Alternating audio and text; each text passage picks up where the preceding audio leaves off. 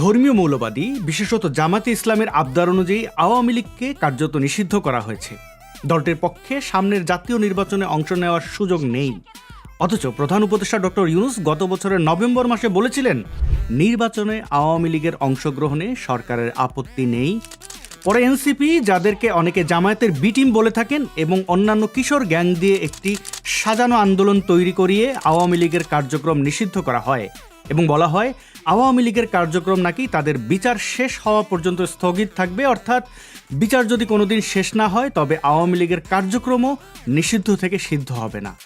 আওয়ামী লীগের স্থগিত আদেশে মোহাম্মদ ইউনূসের অন্তর্বর্তী সরকার চালাকি করলেও চক্রান্তের চেহারাটা একেবারে স্পষ্ট। আসলে সরকারের ইচ্ছা ছিল আওয়ামী লীগকে সরাসরি আজীবনের জন্য নিষিদ্ধ করা, কিন্তু যেহেতু আন্তর্জাতিক পর্যায় থেকে চাপ আসবে সেহেতু কাজটি একটু ঘুরিয়ে পেঁচিয়ে করতে হয়েছে আর কি। কিন্তু এখানে খুব জটিল একটা সমস্যা আছে। সমস্যাটি হলো শেকড়ে। হ্যাঁ, বাংলাদেশের রাজনীতিতে আওয়ামী লীগের শেকড় অনেক গভীরে, এবং যদি বলি আওয়ামী লীগের শেকড়ের ওপরেই বাংলাদেশ দাঁড়িয়ে আছে তাহলে নিশ্চয়ই ইতিহাসবিদরা দ্বিমত করবেন না। কারণ আওয়ামী লীগ সেই রাজনৈতিক দল যার নেতৃত্বে মুক্তিযুদ্ধ হয়েছিল এবং টানা 9 মাসের যুদ্ধই বাংলাদেশের জন্ম দিয়েছিল। এই যে আমাদের স্বাধীনতার পুরো সংগ্রাম, এই সংগ্রামের অবিসংবাদিত নেতা ছিলেন বঙ্গবন্ধু শেখ মুজিবুর রহমান। অর্থাৎ সে সময় আরও যারা রাজনীতি করতেন বঙ্গবন্ধু ছিলেন তাদেরও নেতা। তাজউদ্দিন আহমেদ সহ জাতীয় 4 নেতা কিন্তু আওয়ামী লীগের ঘরেই তৈরি হয়েছিলেন। আসলে গণতান্ত্রিক ব্যবস্থায় রাজনীতির চাকচিক্য আর নেতার সংখ্যা দিয়ে একটি দলের শক্তিমত্তা যাচাই সম্ভব নয়। গ্রহণযোগ্যতা, শক্তিমত্তা এসব প্রমাণ করার একমাত্র উপায় হলো নির্বাচন, যেখানে জনগণ সরাসরি ভোট প্রয়োগের মাধ্যমে তাঁদের নেতা নির্বাচন করে থাকেন। আসুন আমরা বরং সব মহলে গ্রহণযোগ্য ও প্রশংসিত জাতীয় সংসদ নির্বাচনের একটি তুলনামূলক বিশ্লেষণ করি। 1970 সালে পাকিস্তানের সাধারণ নির্বাচনে আওয়ামী লীগ পূর্ব পাকিস্তানের 162 আসনের মধ্যে 160টি আসনে জয়লাভ করে। স্বাধীন বাংলাদেশে অর্থাৎ বঙ্গবন্ধুর শাসনামলে প্রথম জাতীয় সংসদ নির্বাচন অনুষ্ঠিত হয় 1973 সালে।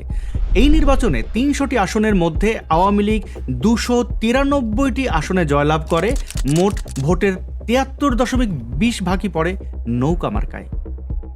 পরবর্তী সামরিক আধা সামরিক শাসন আমলের নির্বাচনের নামে নাটকের আলাপে না গিয়ে আমরা চলে যাই 1991 সালের পঞ্চম জাতীয় সংসদ নির্বাচনে। এই নির্বাচনে আওয়ামী লীগ পেয়েছিল 30.08% ভোট এবং বিএনপি এর চেয়ে সামান্য বেশি অর্থাৎ 30.81% ভোট পেয়ে সরকার গঠন করে। এরপর 1996 সালে অনুষ্ঠিত হয় সপ্তম জাতীয় সংসদ নির্বাচন, যে নির্বাচনে জয়লাভ করে আওয়ামী লীগ। 300 আসনের মধ্যে তারা পায় 146টি আসন, আর তাদের বক্সে পড়ে 37.44% ভোট। তারপর 2001 সালের অষ্টম জাতীয় সংসদ নির্বাচন। এই নির্বাচনে আসনের বিচারে আওয়ামী লীগের ভরাডুবি ঘটে, কিন্তু ভোটের হিসাবে শতকরা 40.13% ভোটই পড়ে নৌকার প্রতীকে। মাত্র 1%-এরও কম ভোটে এগিয়ে থেকে বিএনপি সরকার গঠন করে। তারা পায় 40.97% ভোট। বাংলাদেশের সর্বশেষ গ্রহণযোগ্য এবং সর্বমহলে প্রশংসিত নির্বাচন অনুষ্ঠিত হয় 2008 সালের শেষের দিকে। এই নির্বাচনে অর্থাৎ নবম জাতীয় সংসদ নির্বাচনে আওয়ামী লীগ শতকরা 48.4% ভোট পেয়ে বিশাল ব্যবধানে জয়লাভ করে। তাদের আসন সংখ্যা ছিল 230টি। আপনারা দেখলেন বাংলাদেশের জন্মের পর গুরুত্বপূর্ণ নির্বাচনগুলোতে আওয়ামী লীগ শতকরা 30.08 থেকে 73.20% পর্যন্ত ভোট পেয়েছে। দেশের কম বেশি অর্ধেক মানুষ আওয়ামী লীগের সমর্থক, এ কথা কিন্তু বলাই যায়। এই বিশাল জনগোষ্ঠীকে বাদ রেখে একটি অবাধ ও সুষ্ঠু জাতীয় নির্বাচন কি আদৌ সম্ভব? 75-এর আগস্টে বঙ্গবন্ধুকে হত্যার পর আওয়ামী লীগকে রাজনীতির বাইরে রেখে একটিও কি গ্রহণযোগ্য নির্বাচন সম্ভব হয়েছিল? তারপর যখনই আওয়ামী লীগ আবার পুরোদমে রাজনীতিতে ফিরে আসে এবং নির্বাচনে অংশ নেয়, তখন দেখা যায় দেশের বিশাল একটি অংশ আওয়ামী লীগের সমর্থক। এখন আবার 2024 সালের আগস্টে শেখ হাসিনার প্রাণনাশের মতো পরিস্থিতি তৈরি হয় এবং তিনি প্রাণে বাঁচলেও দেশ ত্যাগ করতে বাধ্য হন। তারপর ডক্টর ইউনূসের নেতৃত্বে ক্ষমতা দখল করে আওয়ামী লীগকে বাদ দিয়েই নির্বাচনের ষড়যন্ত্র চলছে। বলা হচ্ছে আওয়ামী লীগ নাকি গণধিকৃত, জনগণ নাকি আওয়ামী লীগকে চায় না। কিন্তু প্রশ্ন হচ্ছে, একটি অবাধ ও সুষ্ঠু নির্বাচন ছাড়া আমরা কিভাবে বুঝবো যে জনগণ আওয়ামী লীগকে চায় না?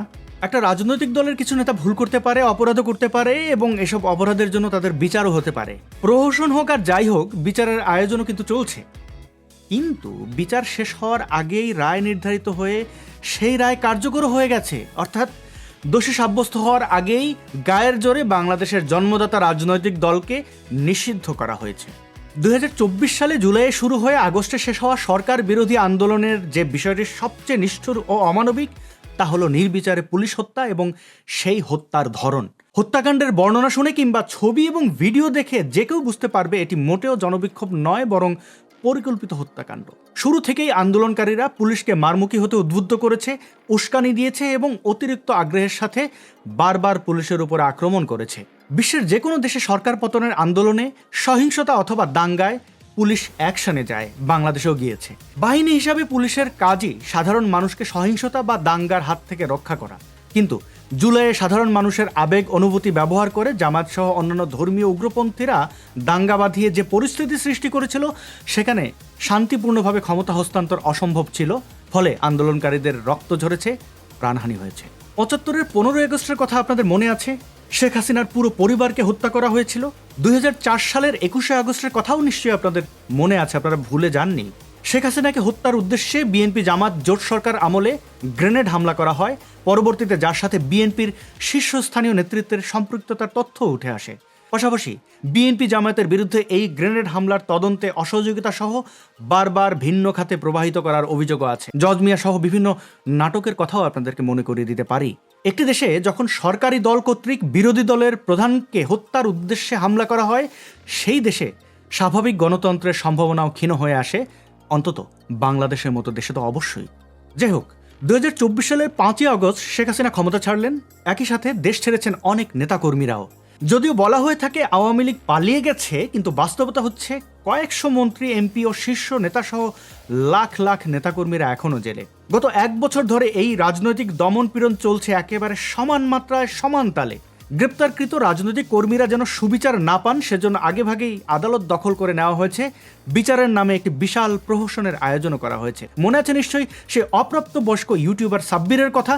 তাকে একের পর এক মিথ্যা মামলা দিয়ে জেলে রাখা হয়েছে।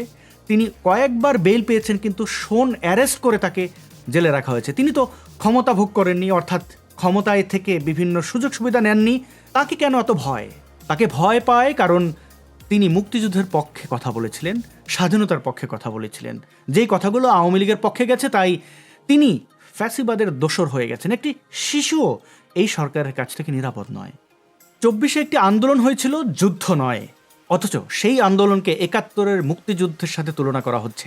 একজন মানুষ হিসাবে, উদার রাজনীতিবিদ হিসেবে বঙ্গবন্ধুর যেসব অতি স্বাভাবিক ভুল ছিল, সেগুলোকে ফুলিয়ে ফাঁপিয়ে প্রচার করে তাকে ভিলেন বানানো হচ্ছে। এর সাথে যোগ করা হচ্ছে শত সহস্র মিথ্যাচার আর গুজব। এরকম আরও অসংখ্য প্রমাণ আছে, যেগুলোকে বিশ্লেষণ করলে বোঝা যায় 24-এর অভ্যুত্থান কোনো গণ আন্দোলন নয়, বরং কয়েকটি পক্ষের সংঘবদ্ধ ষড়যন্ত্র। আর বর্তমানে বাংলাদেশের যে পরিস্থিতি বিরাজ করছে, তা মূলত এই ষড়যন্ত্রেরই ফল, এবং এই ষড়যন্ত্রটি হয়েছে মুক্তিযুদ্ধের বিরুদ্ধে, বাংলাদেশের বিরুদ্ধে। দুর্ভাগ্যজনক বিষয় হচ্ছে, বিএনপি অতীতের মতো বর্তমানেও ষড়যন্ত্রের রাজনীতি অব্যাহত রেখেছে। বিএনপির প্রতিহিংসা ও সন্ত্রাসবাদী রাজনীতির কারণে মরতে বসা গণতন্ত্রের শেষ নিঃশ্বাসটুকু কেড়ে নেওয়ার সিদ্ধান্ত নিয়েছে দলটি। প্রশ্ন হচ্ছে, স্বাধীনতা বিরোধীদের সাথে জোটবদ্ধ রাজনীতি করতে করতে দলটি কি পুরোপুরি বাংলাদেশ বিরোধী হয়ে উঠেছে? তা না হলে বিএনপি কেন জামায়াত আর ইউনূসের সাথে এমন ষড়যন্ত্রে যুক্ত হয়েছে? আওয়ামী লীগবিহীন নির্বাচনে বিজয়ী হয়ে বিএনপি কি দেশ চালাতে পারবে? অতীতে বিএনপি যখন ক্ষমতায় ছিল, তখন বিরোধী দল হিসেবে আওয়ামী লীগ কেমন ছিল তারা নিশ্চয়ই সেটি ভুলে যায়নি। বিএনপির উচিত সেসব পুরনো স্মৃতি আবারও একবার মনে করে দেখা। তবে যদি হাতে সময় না থাকে, তাহলে অন্ততপক্ষে 1996 সালের 15ই ফেব্রুয়ারি আওয়ামী লীগবিহীন নির্বাচনের পরিণতি কী হয়েছিল সেটি মনে করলেই চলবে তাদের। বিএনপিকে মনে রাখতে হবে, অতীতের বিরোধী দল আওয়ামী লীগ কিন্তু গণতান্ত্রিক পরিবেশে বিরোধী দল ছিল। কিন্তু এবারের পরিস্থিতি কেমন সে আপনারাই ভালো জানেন, কারণ এই পরিস্থিতির দায় কিন্তু আপনাদেরও। আওয়ামী লীগ তার দায় নিয়ে ক্ষমতাচ্যুত হয়েছে, তাদের ভুলভ্রান্তির খেসারতও দিচ্ছে। আর বিএনপি, আপনারা নির্বাচনের আগেই ক্ষমতা উপভোগ করছেন, তা করুন, কিন্তু এই খারাপ সময় একটু সতর্ক থাকার প্রয়োজন আছে। খেয়াল রাখবেন, আপনাদের উপভোগের মাত্রাই যেন পরিণতির মাত্রা নির্ধারণ করে না দেয়।